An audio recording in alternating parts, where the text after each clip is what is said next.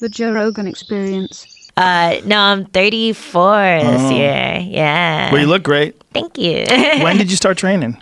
I did my first Muay Thai class when I turned 24. Wow. Yeah. So I called Well, it maybe my... that's a thing, right? Like you don't have the wear and tear of like a lot of people start when they're 10 and by the time they get to 24, they already got they're all jacked MCL up. fucked up and back's a mess and necks And it probably hurt. stunts your growth too a little bit. I don't know. I feel like something happens. If you cut weight, it certainly does. Yeah. So I didn't really do any sports after I guess middle school, and from middle school through high school to college, and then after college, I didn't do shit. You didn't do anything? Nah, I was skinny fat, so I didn't have to. But you didn't work out or nothing? Nah, I didn't work out. Crazy. Yeah, it's weird. If you see a picture of me from like right after college, I look like this little skinny like stick figure, like just soft girl. It's really weird. So like when people see me now, they're like, "Holy shit!" Like people from back then. Yeah. Well, they must be freaking out now. Like she's a what? Yeah, she's in the fucking what? She's a UFC contender. I know. Get the fuck out of here. No, it's Angela? really funny. Yeah, exactly. Like nobody, and I was so different. Well, not different, but I was like super quiet, like all my life, like in high school, especially college. Like I was always just like really shy and really like soft spoken. That's surprising because you're very funny on Twitter. Oh, thank you. On Twitter, you're hilarious. Well, I was always funny. You're always funny, just quiet. Nobody knew it. Yeah, I kept it to myself. I cracked myself up all day. But yeah, like I'm just super shy. Like always awkward around like new people and new settings. And like I had my tight knit group of friends, but like I was never like the popular kid by any means. So what brought you into Muay Thai class? A workout. You just needed something I was to do. just fat. Yeah, I had just gotten married, and I also had an office job. I was working at an animation studio, and before that, I had been bartending. So I was like moving around and doing stuff, and I never really felt like inactive. But once I quit the bar job and was just doing that full time, I just felt like fat and lazy and greasy and, everything that happens from like sitting down all day. Yeah. So, I mean, like you do all sorts of shit outside of this just to like, stay happy. Yeah, so, right. The fear of death and the attitude of the finite life being insignificant, that like, what is the point? This sort of existential angst that many of us struggle with, right? Yeah, right. That's something that you touch upon really early on, that this thing that makes us unique is that we know that we're going to die. Yeah. That to me is the vital distinguishing feature of our species. We can reflect on the past, we can think about the future and recognize that we're not going to be here in the future, at least for some period of time. And it's an idea, and its powerful motivating influence is one that has been explored throughout the ages. Otto Rank, who was one of the early disciples of Freud, who ultimately broke with Freud, developed this thesis that our awareness of our own mortality is one of the driving factors in what we do. And then when I was in my 20s or 30s, I read a book by a guy named Ernest Becker called Denial of Death. I don't know if you've ever heard of this book. It was big in the 70s. It won actually the Pulitzer Prize in the 70s. And it's a wonderful distillation of this way of thinking about why we humans do what we do. And in many ways, in my own book, the one that's coming out actually today, Until the End of Time, it's extending this notion that Becker developed in Denial of Death, but now seeing it in a cosmological setting, because it's not just we that are going to die, it's every structure in the universe is going to disintegrate in time. Our best theories suggest to us that even protons, the very heart of matter, there are quantum processes that in the far future will ensure that every proton disintegrates, falls apart into its constituent particles. And at that point, there's no complex matter around at all. What timeline are we talking about Well, here? pretty big, long timeline. In fact, I'd like to use a metaphor to try to give you a feel for the times involved. I like to use the Empire State Building. And imagine that every floor of the Empire State Building represents a duration 10 times out of the previous floor. So like on the ground floor, it's like 1 year, first floor 10 years, second floor 100, and so forth. So you're going exponentially far in time as you climb up the Empire State Building.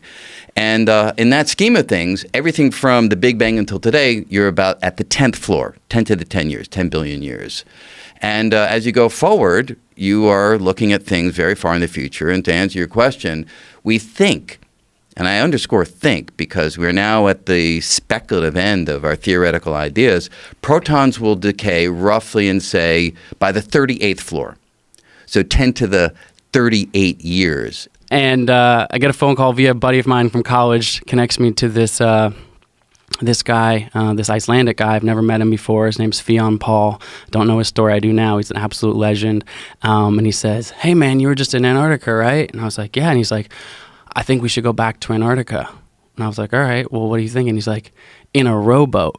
I think we should row a boat from the southern tip of South America to the peninsula of Antarctica across Drake Passage." How far is that? About 700 miles. Can I see what that looks like on a map? And I said, "Please delete my phone number." 700 miles rowing a boat. Yeah, so Drake Passage is known to be, in seafaring, one of the most treacherous, if not the most treacherous kind of passageway in the world. You know, you've got the Atlantic and the Pacific and the Southern Ocean kind of all converging between the Antarctic Peninsula and the southern tip of South America. So you got 40-foot swells, you got, crazy waves, icebergs as you get close to Antarctica. And the mission or the goal was to see if we could, there it is. That's right it? there. That's it. That whole area? That whole area, From yeah. there right to there? From there to there. All the way down, the main peninsula How long there of did this Antarctica. take? So ultimately, it took us just less than 2 weeks to do the entire row, but it was a long journey in the planning from that phone call all the way through to that year. But it was a 2-week or 12-day crossing. So in the 2 weeks, you had to have 2 weeks worth of food, 2 weeks worth of drinking water, all on the boat.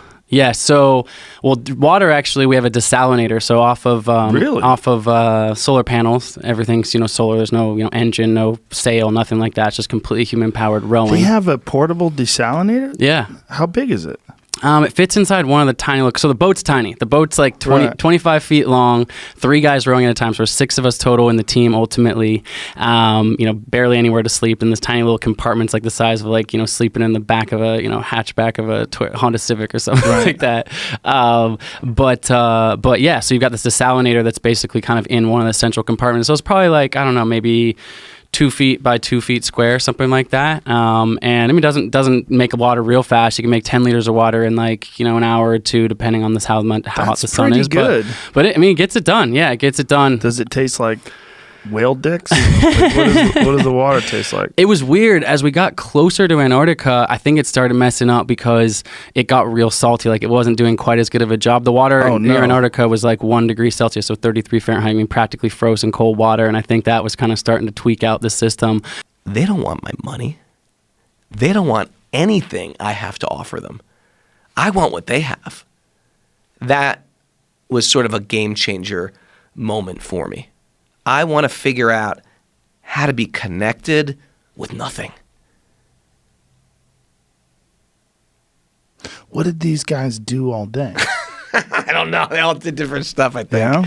Everybody does. Every ashram's got their own thing. You know what I mean? Did you have chores that you had to do to earn your food? Yeah, every ashram is going to be different. And every spiritual path. There's Christian monks and, monks from different traditions around the world. I'm sure they all got their thing, different things. But later I started doing my next band because the interesting thing about the Bhagavad-Gita is, you're familiar with, it's one chapter of the biggest epic in the world, the Mahabharata. And it's the most studied and discussed and commented on by all the saints of ancient India. People even bring it into politics and stuff. But it's a real conversation between the spirit and divinity. And it's a conversation about it's just considered ancient wisdom for all people. So one of the ideas of the Gita is you don't give up what you're born to do. You do what you do, but in a spiritual way. You don't try to wipe out your desires. It's not going to happen. You take what you do and you do it in a way that is going to assist you in your liberation and is going to assist everybody else. So even I'll say I love comedy, but I want comedy that uplifts me and doesn't degrade me. I like entertainment that when I walk away from it, I learn something. I feel like I'm growing. I feel connected. I don't want stuff that's going to just give me darker thoughts. Like The Joker? I've never seen it. You didn't see it? I didn't. I want to say that I live on a farm. I live on a farm.